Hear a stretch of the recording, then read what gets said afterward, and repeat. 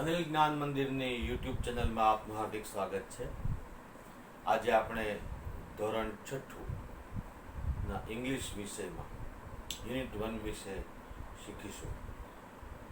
મિત્રો, અમારી આ ચેનલ આપને ગમે, અમારું આ લેસન આપને ગમે તો અમારી ચેનલને સબસ્ક્રાઈબ કરવાનું ભૂલશો નહીં.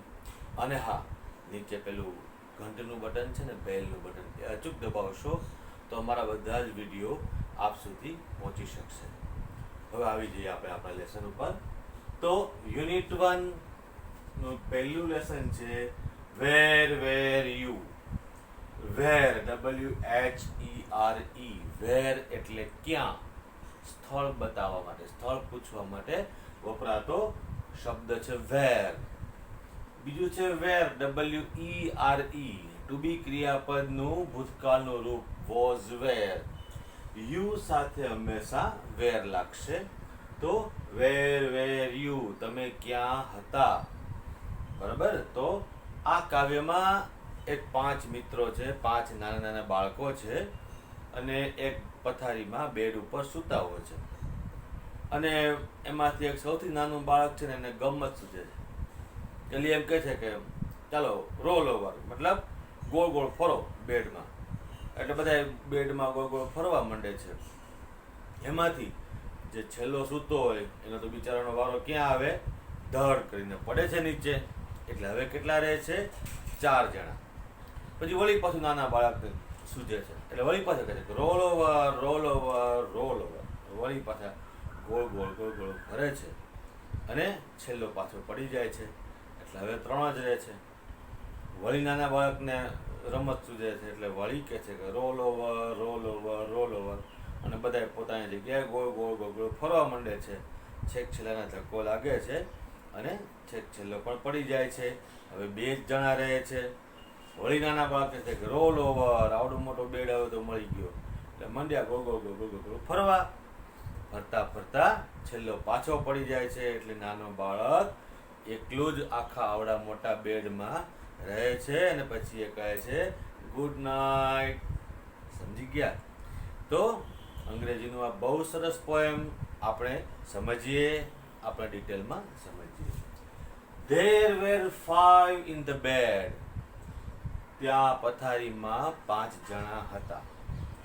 જો બાળકો યાદ રાખો, બેડ, BED, બેડ એટલે પથારી. પરંતુ જો તમે સ્પેલિંગમાં જરાય ભૂલ કરી અને અહીંયા BED ની જગ્યાએ BAD કરી નાખ્યું તો બેડ એટલે ખરાબ. અંગ્રેજી ભાષામાં ખૂબ સમજવા જેવી બાબત એ છે કે બધી જ વસ્તુ એના ઉચ્ચાર ઉપર આધારિત નથી અને ઘણી બધી બાબતો ઉચ્ચાર ઉપર જ આધારિત છે. ધારો કે અહીંયા બેડ, હવે તમે લખો છો ને હું બોલ્યો કે બેડ, તો તમે કયો બેડ લખશો? આ બેડ લખશો કે BAD બેડ લખશો? તમે કન્ફ્યુઝ થશો. તો જેવો વાક્યનો અર્થ એવું ત્યાં સ્પેલિંગ આપણે લખવો જોઈએ. જ્યારે એનાથી ઊંધું આર્ટિકલ છે તો આર્ટિકલ એ અને એન હું તમને જ્યારે સમજાવીશ ત્યારે હું તમને કહીશ કે આર્ટિકલ હંમેશા ઉચ્ચાર ઉપર જ આધારિત છે. અંગ્રેજીમાં 5 સ્વર છે AEIOU, પણ AEIOU જેવા ઉચ્ચાર હોય ત્યાં એન આર્ટિકલ લાગે.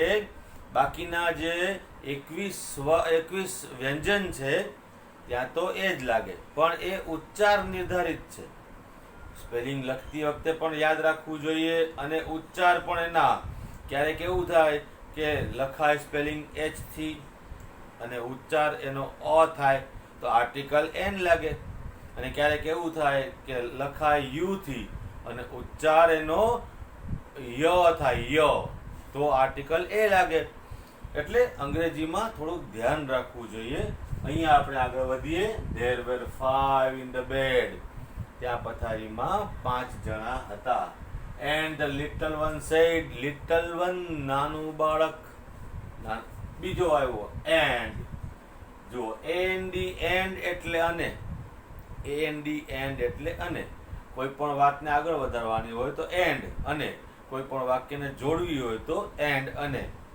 પણ તમે જ્યારે પિક્ચર જોવા ગયા હો અથવા તો ટીવીમાં જ જોવો છો બાળકો, તો પિક્ચર જોતા હો અને છેલ્લે આવે ધી એન્ડ. END, એન્ડ એટલે અંત, સમાપ્ત. એન્ડ તો END એન્ડ પણ બોલાશે એન્ડ, અને AND એન્ડ પણ બોલાશે એન્ડ. જેવું વાક્ય એવો ઉપયોગ. And the little one said, અને નાના બાળકે કહ્યું roll over, roll over, roll over, ગોળ ફરો, ગોળ ફરો, ગોળ ફરો. સો they all rolled over. જો અહીંયા નાનું બાળક જ્યારે બોલે છે ત્યારે ટુ રોલ મતલબ ગોળ ફરવું, ત્યારે ત્યાં વર્તમાન કાળમાં ઉપયોગમાં લેવાનો છે, અને પછી એ ક્રિયા બની ગઈ તો સો they all rolled over. આ રોલનું ભૂતકાળનું રૂપ છે રોલ્ડ. તો બધા ગોળ ફરી ગયા. એન્ડ વન ફેલ ડાઉન, અને એક ગબડી ગયો, પડી ગયો. પછી શું થયું? There were 4 in the bed. હવે પલંગમાં 4 જ જણા રહ્યા. And the little one said, નાના બાળકે પછી ફરી પાછું કીધું roll over, roll over, roll over, ગોળ ગોળ ફરો. So they all rolled over. પાછા બધાએ ગોળ ફર્યા. And one fell down. એક પાછો પડી ગયો. તો આવી રીતે હવે કેટલા વધ્યા? 3 વધ્યા. બરોબર છે ને? સમજાય છે ને મિત્રો? પછી શું થયું? તો કે there were 3 in the bed. પલંગમાં પાછા 3 જ જણા રહી ગયા. And the little one said, નાના બાળકને પાછી રમત સુધી એને કીધું roll over, roll over, roll over, ગોળ ફરો, ગોળ ફરો, ગોળ ફરો. So they all rolled over. બધાએ પાછા ગોળ ફર્યા. One fell down. એક પાછો પડી ગયો. તો 3 માંથી 1 જાય તો કેટલા વધે? 2. There were 2 in the bed. હવે પલંગમાં 2 જ જણા રહ્યા. And the little one said, નાના બાળકને વળી રમત થઈ roll over, roll over, roll over. So they all rolled over. And one fell down. એક પાછો પડી ગયો. હવે પલંગમાં શું થયું અને હવે કેટલા જણા રહ્યા તે આપણે જાણીએ. પછી તો ચોથોય પડી ગયો. એટલે શું થયું? There was only one. There was one in the bed. અહીંયા તમે જુઓ, અત્યાર લગી there were આવતું હતું કારણ કે બહુવચન હતું. જ્યારે એક વચન આવે ત્યારે was આવે. There was one in the bed. હવે પલંગમાં અહીં નાનું બાળક એકલું જ રહી ગયું અને એને એવી મજા આવી ગઈ રાજા પાટમાં સુવાની. આપણે કોઈ એકલા સુતા હોય પલંગમાં તો કેવી મજા આવે, તો એને એવી મજા આવી ગઈ. And the little one said, નાના બાળકે કીધું, શું કીધું? Good night. તમે બધા ભલે નીચે પડ્યા, હું મોજથી સૂઈ જાઉં છું. ગુડ નાઇટ કહી દઉં. થોડાક અઘરા શબ્દો પણ આપણે એકવાર નજર નાખી લઈએ. THERE, ધેર એટલે ત્યાં. હવે જુઓ, એનું ઓપોઝિટ એટલે કે વિરોધી પણ અહીંયા થઈ શકે. ધેર જો ત્યાં હોય તો HERE, હિયર એટલે અહીંયા. આ બાળકો આ જ્યારે જુઓ ત્યારે નોટબુકમાં લખી લેજો. ધેર એટલે ત્યાં, હિયર એટલે અહીંયા. હવે ધેર જેવા જ ઉચ્ચારનો બીજો ઉચ્ચાર ધેર એટલે કે તેઓનું, પરંતુ સ્પેલિંગ THEIR. તો ધેર એટલે ત્યાં પણ થાય ને ધેર એટલે તેઓનું પણ થાય. આપણે વાક્ય રચના મુજબ શબ્દનો સ્પેલિંગ લખવો પડશે. પછી બીજો છે બેડ. મેં તમને સમજાવ્યું એમ BED બેડ એટલે પલંગ અને BAD બેડ એટલે ખરાબ. પછી roll over, ROLLOVER, roll over એટલે ગોળ ફરવું. ટુ રોલ એટલે ગોળ ફરવું, ક્રિયાપદ છે. પછી ફેલ આપવામાં આવે છે, ફેલ ડાઉન, FELL, ફેલ એટલે નીચે પડી ગયો. જે ટુ ફોલ નું ભૂતકાળનું રૂપ છે. ટુ ફોલ એટલે પડવું, એનું ભૂતકાળનું રૂપ છે fail, FELL. Little one, LITTLE, little one એટલે નાનું બાળક. AND, એન્ડ એટલે અને. અને સેમ ઉચ્ચાર END એન્ડ એટલે અન, અને DOWN ડાઉન એટલે નીચે. હવે જો નીચે હોય તેનો વિરોધી શું થાય? ઉપર. અપ એટલે ઉપર. ક્યારેક તમારે વિરોધી પ્રશ્ન શબ્દ પૂછાય ત્યારે ડાઉનનું અપ, અપનું ડાઉન. બરાબર છે? આગળ વધીએ આપણે. કાવ્યના આધારે થોડા પ્રશ્નો અહીંયા આપની સમક્ષ હું લખું છું. જુઓ આપ. How many children were there in the bed? How many અને હાઉ મચ આ બંને સંખ્યા અને જથ્થો પૂછવા માટે વપરાય છે. હાઉ મેની પૂછવામાં આવે ત્યારે કોઈ નિશ્ચિત સંખ્યાનો જવાબ આવે છે રિપ્લાયમાં. જ્યારે હાઉ મચ જથ્થો બતાવે છે. પાણી, હવા, આ બધી વસ્તુ આમ માપી શકાય નહીં એવી હોય છે. તો એ જ્યારે પૂછાય ત્યારે હાઉ મચ પૂછાય. જ્યારે ગણી શકાય, હાઉ મેની બુક્સ, તમે ગણી શકો કે 5 ચોપડીઓ છે, 5 બુક્સ. તો એમ અહીંયા how many children were there in the bed.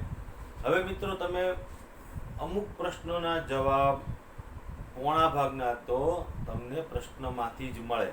તમારી દ્રષ્ટિ એના માટે કેળવવી જોઈએ. હવે આનો જવાબ આપણે ગોતવો છે તો પહેલા જાણે ધેર વેર, અહીં સીધું આવી ગયું. There were. હવે કેટલા બાળકો કુલ પલંગમાં હતા? Very good, 5. There were 5 children in the bed. બરાબર. હવે અહીંયા મને એક સમજાવો, જે ચિલ્ડ્રન આવશે કે ચિલ્ડ્રન્સ આવશે? ચિલ્ડ્રન આવે, કારણ કે ચાઇલ્ડનું બહુવચનનું રૂપ ચિલ્ડ્રન થાય.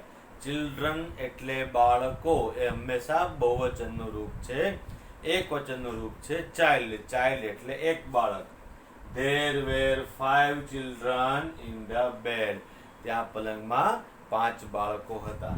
બીજો પ્રશ્ન. What did the little one say? What did the little one say? નાના બાળકે શું કહ્યું? જો અંગ્રેજીમાં પ્રશ્નનો જવાબ આપવો જ જરૂરી નથી. પ્રશ્નને પણ તમે સમજો, પ્રશ્નની વાક્ય રચનાને સમજો. Vote did the little one સે? વાક્ય કયા કાળમાં પ્રશ્ન પૂછાયેલો છે? ભૂતકાળમાં. બરાબર. પણ ભૂતકાળમાં જ્યારે પ્રશ્ન પૂછતા હો અને ડીડ નો ઉપયોગ અહીંયા થયેલો હોય ત્યારે ક્રિયાપદનું હંમેશા સાદું રૂપ સે આવે. કારણ કે સે પ્લસ ડીડ કરો એટલે ભૂતકાળનું રૂપ થાય. પણ જ્યારે ડીડ સ્પેસિફાઈ પૂછવામાં આવેલું જ છે ત્યારે ક્રિયાપદનું સાદું રૂપ સે આવે. પણ તમે જ્યારે જવાબ આપો ત્યારે જવાબમાં તો ડીડ નીકળી જશે. તો શું થશે? ડીડ નીકળી જશે તો ક્રિયાપદનું ભૂતકાળનું રૂપ, શેનું ભૂતકાળનું રૂપ શું થાય? સેડ. તો જવાબ આપતી વખતે the little one said roll over, roll over, roll over, ગોળ ફરો, ગોળ ફરો, ગોળ ફરો. આપણને જવાબ ખબર છે, roll over, roll over, roll over, અને ખાલી એટલું લખી નાખો કે role over, roll over, roll over. તો પરીક્ષામાં પ્રશ્ન પૂછવા માટે, તમારો જવાબ જાણવા માટે નથી પૂછવામાં આવતો પ્રશ્ન. તમે વાક્ય રચના કેવી રીતે બનાવો છો એ પણ સૌથી વધુ મહત્વનું છે. તો આ વાક્ય રચના ખાસ સમજો. ધ લિટલ વન સે છે, ડીડ નીકળી જશે તો સેડનું સેડ થઈ જશે. The little one said. પછી તમને આવડે છે roll over, roll over, roll over, તો સેમ લખી નાખો. એના પછીનો પ્રશ્ન છે what did the all do? What did they all do? તે બધાએ શું કર્યું? They all rolled over in the bed. તે બધા પથારીમાં ગોળ ગોળ ફર્યા. Where were the children? બાળક ક્યાં હતા? હવે તમે સમજો, અંગ્રેજી ભાષામાં 2 પ્રકારના આર્ટિકલ છે. આમ આર્ટિકલ 3 છે, એ એન અને ધી. એ એન અને ધી. પણ પ્રકાર 2 છે. એક છે નિશ્ચિત આર્ટિકલ અને બીજા છે અનિશ્ચિત આર્ટિકલ. એ અને એન છે એ અનિશ્ચિત આર્ટિકલમાં આવે છે, જ્યારે ધ છે નિશ્ચિત આર્ટિકલમાં આવે છે.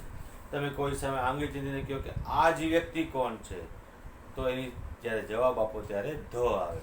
એ આ વ્યક્તિ પર્ટિક્યુલર આ જ વસ્તુ તો જ્યારે તમે ચોકસાઈપૂર્વક કોઈ જવાબ દેવો હોય, કોઈ વ્યક્તિ, કોઈ વસ્તુ, કોઈ જગ્યાનો નિર્દેશ કરવો હોય ત્યારે આર્ટિકલ ધ આવે.